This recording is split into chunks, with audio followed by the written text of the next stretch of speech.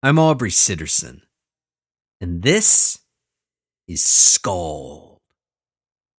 You're listening to the only story that matters, the only weekly serialized sword and sorcery podcast you're going to find anywhere. Plus, it's the only story podcast that's completely DIY. Every episode is written by me and recorded in one single, flawless take.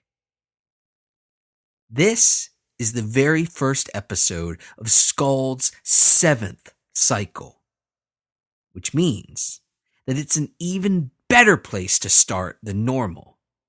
Listen to this episode, love this episode, and then, once you're hooked, figure out how you want to proceed. You can check out all the previous episodes on the podcast feed or the SKALD YouTube channel. You can buy the prose volumes from Amazon, or you can just wait and listen to the very next episode when it drops next week. This isn't me reading you a story. This is me telling you a story. This is SKALD, part 97.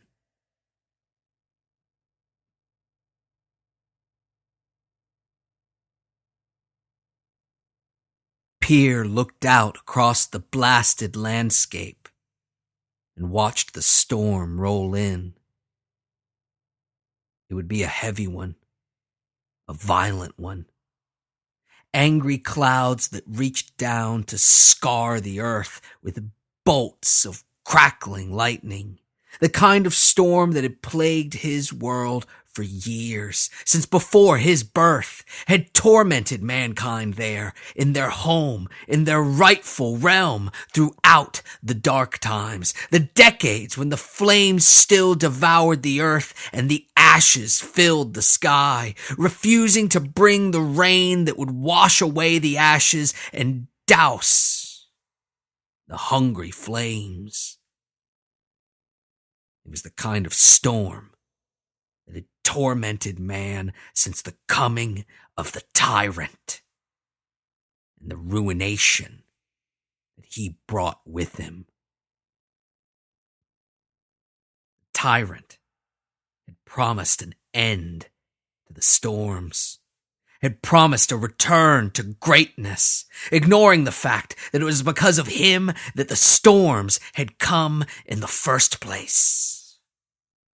Or at least, that's what they said.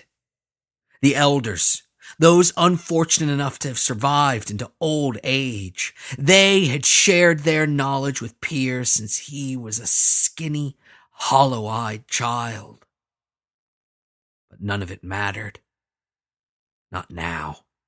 All that mattered now was that a storm was coming, a particularly bad one by the looks of it, and Pyrrh could not be caught out in the open. He was supposed to be standing guard, to be keeping lookout until Geera returned home, returned to their meager home with the, no doubt, meager spoils of her scavenging. If they were lucky, roots and leaves, and if they weren't, he didn't want to think about if they weren't. Together, they could be more relaxed, be more lenient. They could defend the house from the inside. But alone, without her strength, without her power, her quickness, her elegance, he was at a critical disadvantage. So he sat there, sat upon that rusted hunk of metal, the one the elders claimed used to ferry men around, used to obey their every command while they devoured the earth from the inside out. He sat there, looking out over that blasted landscape, that ruined moor of weeds and bones, the better to spot anyone as they advanced upon he and Geera's simple hovel.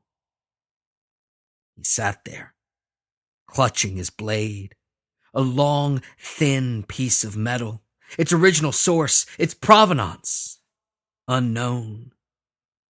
But in his hands, it had become a weapon, dragged across rock and stone and metal, honed to a razor's edge, with the end he held wrapped in torn cloth and ragged cord. It was nothing compared to Geera's weaponry, that which she used to assert her will upon the wasteland. It was nothing compared to the powers that he himself commanded. But Geera was not there, and he was hesitant to endure the toll that his powers demanded. The wind was picking up, playing with his long, limp hair, streaked with white before its time. He pushed his hair back from his unnaturally aged and lined face, and he squinted those dark, sunken eyes. The storm was rolling in quickly, too quickly, and Geera was nowhere to be seen. He would be no use to Geera if touched by the lightning, and the lightning, like all of the natural world's angry defenses, it loved him. It ached to reach out and caress him, to strip the flesh from his bones. He would be no use to anyone at all. He would be just another set of bones moldering in the moor. And so, forcing himself to his feet, grimacing as his knees cracked and creaked, he made a decision. He would wait out the storm indoors. He went inside, barred the door, then gave his eyes a moment to adjust to the darkness. As he did, he stripped off his long, worn patchwork cloak, covered in the symbols and words and gods of the world that had burned, the world that had filled the sky with ashes that blotted out the sun. It was warm in the hovel. It was always warm in the hovel, and the heat came from the only source of light currently lit, the glowing forge. The forge was where Geera put her strength to use, put her power to use. She was so strong, so powerful, so vibrant and virile, so young.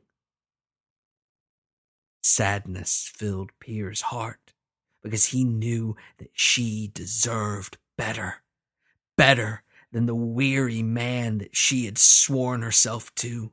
The old before his time, sullen weakling that, his joints aching, even in the warmth of the hovel, lowered himself down slowly to the floor in front of the forge. He sat there, looking up at Geera's workbench. The workbench was where she put her brilliance, her technical acumen, her imagination to use. She was so smart, so talented, so dexterous and inventive, so young.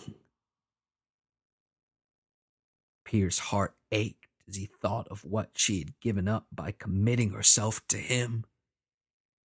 She deserved better.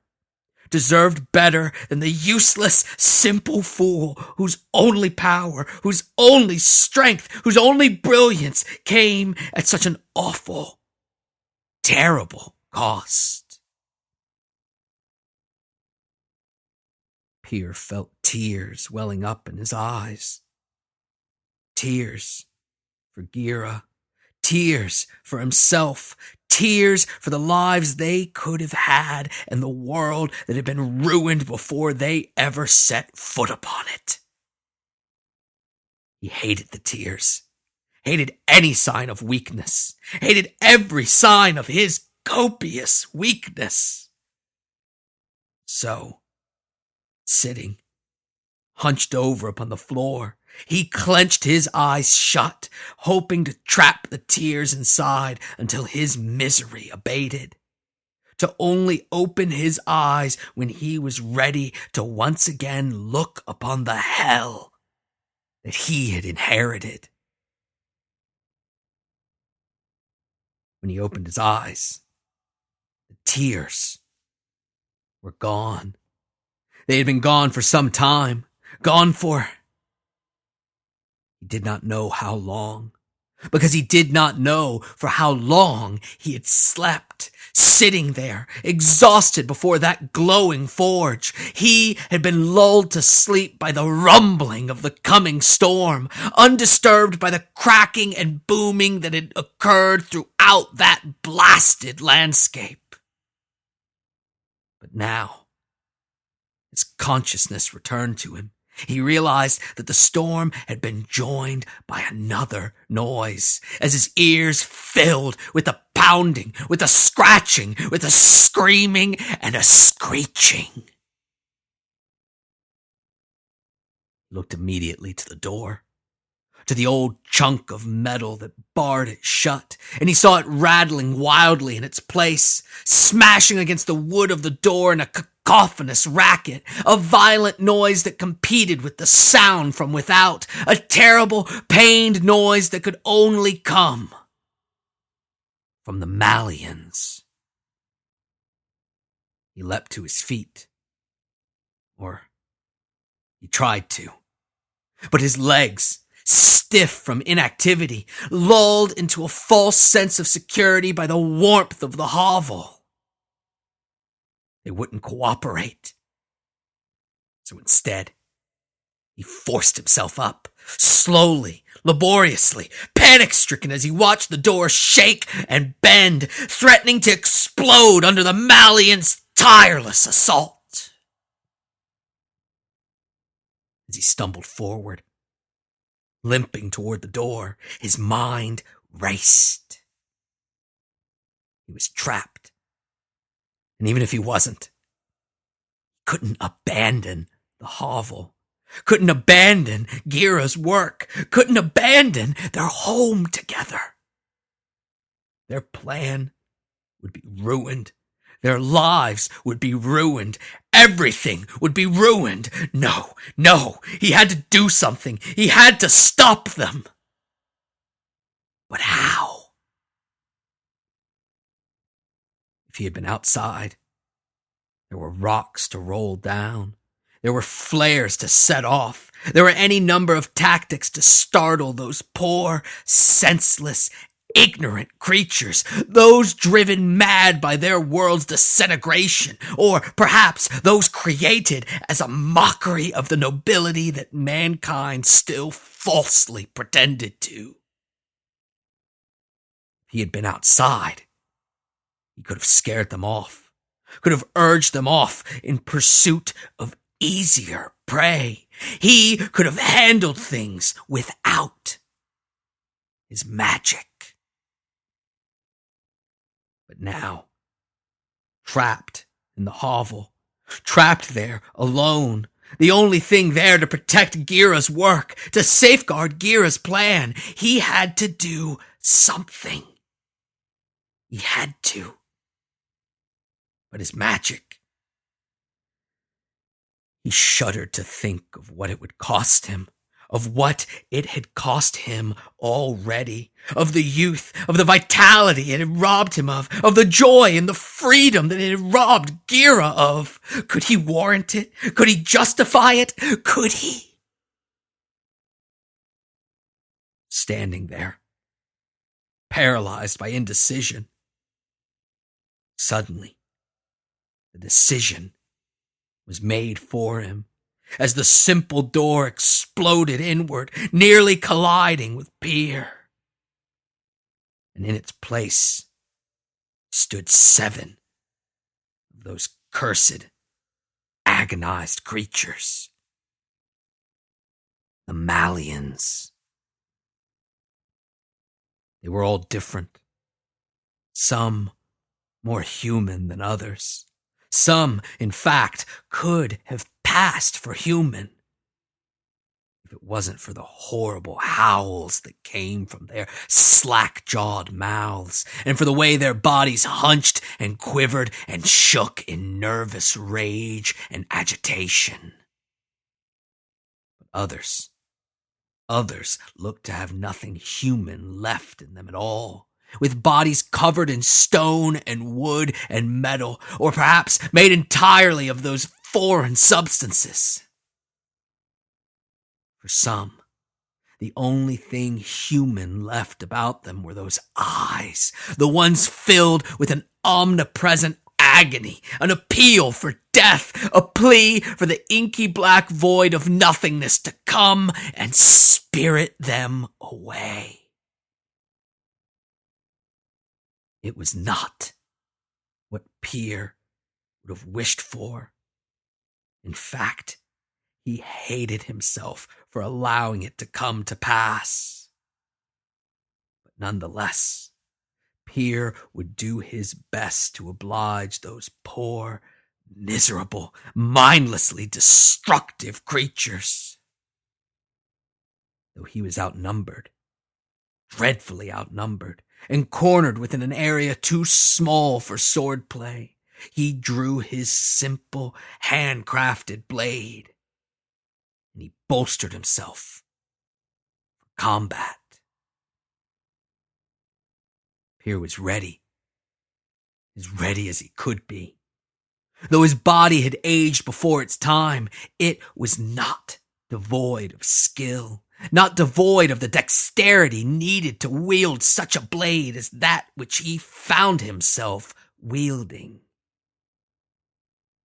He readied himself to move quickly as he could, to hop in and out of the Malian's shorter range, to save his strikes for vital organs, to conserve his energy so that he could wear the creatures down or even scare them off before they had him completely surrounded. But though he was ready, he was not ready. He was ill-prepared for the fury of the Malians' onslaught, or rather, was ill-prepared by the fear that animated them and drove their every motion, because as he stood waiting, hoping to use the Malians' fear against them, the sky behind the creatures lit up as a passing cloud reached out and smote the earth, striking the moor and setting the very air ablaze. And the Malians, fearing the storm, fearing the lightning far more than that gaunt, hunched man and his skinny blade, they charged. The Malians barreled into Pyrrh, knocking him to the ground in their fear of the lightning, a fear that, as they entered the hovel, turned to an eagerness to explore that simple abode and a hunger to devour anything their teeth could chew. They trampled Pyrrh, not out of malice, but out of disregard, as they rushed forward, rushed to the warmth of the forge, and, more distressingly, to Geera's work table. Pyrrh struggled to get to his feet, struggled to defend the table against those mindless creatures, struggled to protect Geera's delicate machinery from their brutish, clenched fists. and probing fingers. His legs ached. They cried out for mercy. They urged Pyrrh to simply give up, to play dead and hope for the best. But he did not. He could not. And though his legs wouldn't work, though they wouldn't obey, his arms would. And so, still clutching his blade, he dragged himself forward. He pushed himself up on one arm, and he swung wildly at the fleshy, bloated calf of the Malian closest to him. The blade found its mark. It sliced into the creature's leg, but the wound, it was a superficial one. It was a wasted strike. It was a foolish strike. It was a strike that only served to anger the Malian and to draw its attention away from the work table and toward Pyrrh. He rolled over onto his back, desperate to escape the creature, but also to better defend himself from its lunges. Pyrrh slid back across the floor, holding his simple blade out in front of him as the creature hissed and screamed and howled, its eyes filled not with hate, but with sadness, with misery over the wound it had sustained and the living nightmare it was still forced to endure.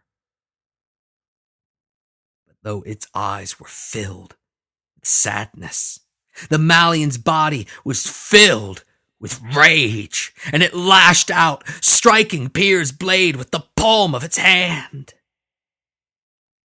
If Pyrrh had been standing, if he had been in any kind of fighting position at all, he could have used that strike to his advantage, could have parried and thrusted inward, could have ended the Malian's pitiful life in a simple, single blow. But Pyrrh was not standing.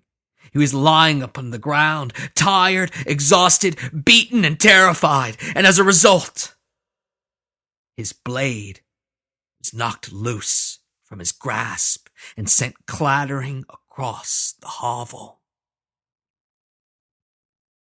The Malian loomed over him, nursing its new wound, the shallow but bloody gash across its palm, the one that he licked savagely as he advanced upon Pyrrh. He had nowhere else to go. Pyrrh found himself pressed up against the wall of the hovel, staring face to face with that creature, that thing, the Malian, the one that had taken a respite from its destruction of Geera's tools and had instead turned its eyes toward the destruction of human life.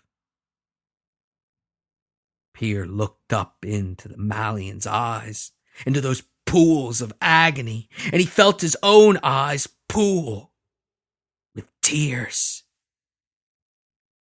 He began to make his peace. He began to accept his failures, his inadequacies, but his reverie was suddenly interrupted by a deafening blast and a blinding flash of light. At first, he thought it was more lightning. But as his senses returned, he realized that could not be the case. Lightning couldn't have come in through the door, and lightning wouldn't have blown a gaping hole in the chest of the Malian. As he struggled to sit up, his heart filled with joy, filled with relief, and filled with embarrassment as he saw a muscular, virile figure charge in through the door, letting out a bloodthirsty scream that was only barely audible over the blasts of the stone throwers she wielded in each hand. She was beautiful. She was stunning. Her legs thick and muscular in a way that was exceedingly rare in the wasteland. Her arms toned and lean from hours, from days, from weeks, from months, from years spent in front of her forge. She was exquisite. She was perfect. And at that moment, as happy as Pyrrh was to see her, as relieved as he was to see her coming to his rescue, he knew that he could not ever deserve her. He loved Geera, and because of that love, he wanted better for her. The stone throwers she wielded were simple, but effective. They were her own design, capable of holding 3 stones each, 2 more than the crude weapons that had only recently begun to be crafted by other tinkerers. Altogether, she only had 6 shots, only 6 stones to blast forward out of those ingenious devices, the handheld tubes that contained such explosive power. She only had 6 shots, but she used them all. And as Pyrrh regained his senses, as he forced himself to sit up and look around the room, he saw that they had each been well placed. Every stone had found its mark, and the hovel was now littered with bodies, littered with Malian bodies. 6 dead and dying wretches, with sucking wounds gushing blood from their ruined chests. But that wasn't all. There was still another Malian. There was a 7th, one who stood before the forge, hissing and spitting, his eyes flashing with a moment of awareness, as if he knew that Geera's stone throwers had gone empty. Pyrrh knew that he had failed Geera, had failed her once again, had failed her as he always did, had failed her as his very existence, his very presence, as his overwhelming inadequacy always failed her. But now would be different.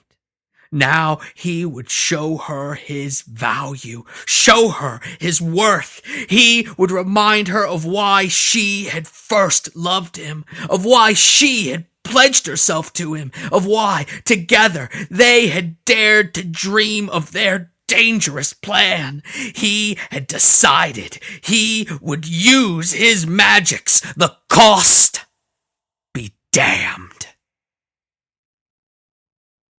He let his eyes roll back into his head as he reached down into the earth, reached down past the ashes, past the fire-scarred foundations of his people's lost civilization. And he found it. He found the pulsating power that had been too long absent from that realm, from his world, and he began to speak with it, pleading with it. And as he did, he began to speak in languages that had been dead for millennia, in languages never meant for the human tongue, and his words ripped around the room, causing the air around the Malian to sparkle and crack. And as it did, as that doomed sorcerer began to make that dire, destructive bargain, he heard a shout. Pyrrh, no! Unable to disobey that voice, unable to ignore the woman who spoke it, he broke off his spell, broke it off before it was cast, before the deal was done, before that terrible toll was taken, and his eyes rolled back, forward.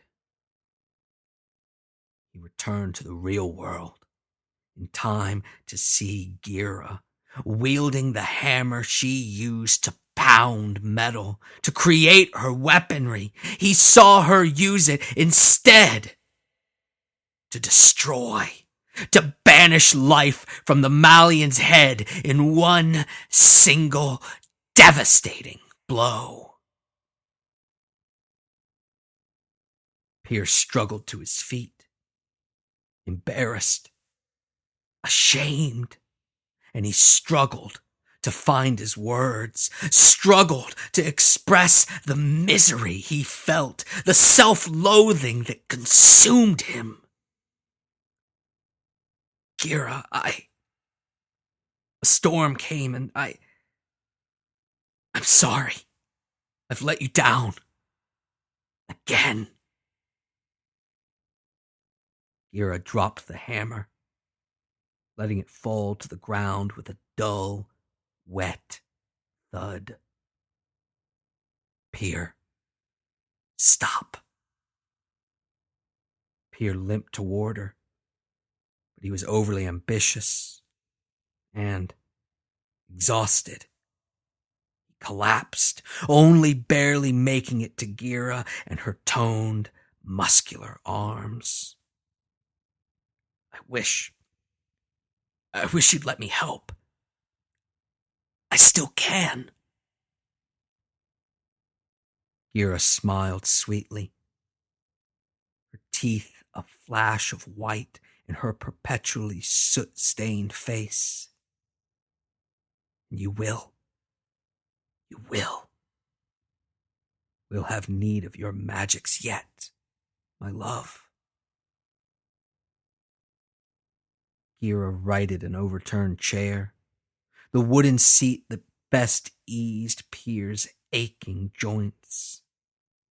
And she helped him to it as he winced, embarrassed once again of how useless he had become. They destroyed your tools, your projects, all of your work. Shh.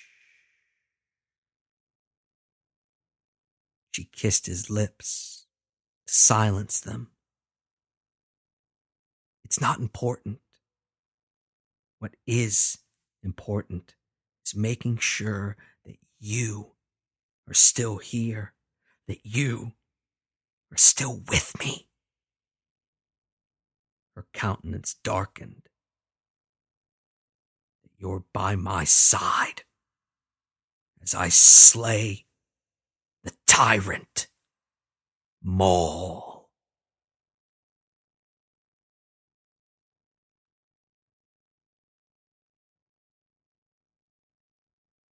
Thanks for listening to the very best episode of SKALD yet. Every week, at the end of the episode, I read one of your reviews. The reason I do this is part bragging, part giving a shout out to the people who wrote them, and most importantly, part encouraging you to go do the same. Good iTunes reviews are the absolute best way for a weird, awesome, idiosyncratic project like SKALD to find its audience. Detour79 says, amazing. If you listen to one podcast, this should be it. Aubrey's storytelling skills are unreal. The pure adrenaline rush he records every week will leave you reeling. This episode of SKALD, like every episode of SKALD, is brought to you through the support of my Patreon donors. By going to patreon.com/skald, you can help support the only story that matters by pledging just a few bucks a month.